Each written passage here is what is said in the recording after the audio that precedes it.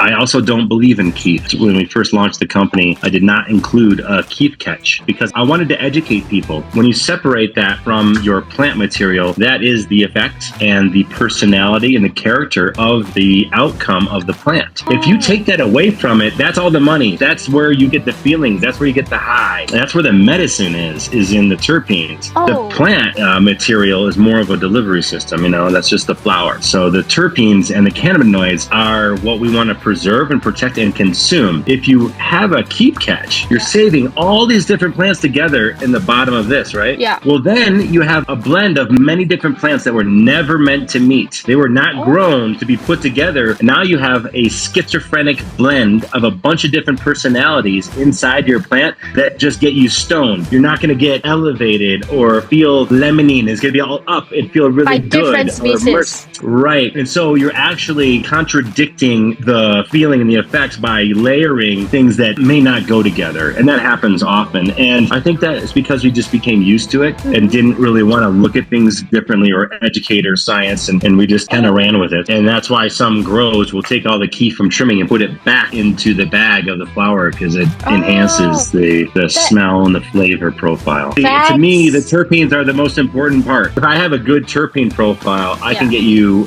more impactful results than a high THC with no terpenes. If I have a 19% THC or 16% THC with a 4% terpene profile and the right terpenes, I can definitely get you higher than a 32% or 35% THC. THC, CBD, CBG, CBN, those are all gas, but they're all different feelings of results, whether it's for inflammation, sleep, or cognitive, all these things, anxiety, stress, all that. The terpene profiles are the gas pedals. So you can feel more of it and it increases the results.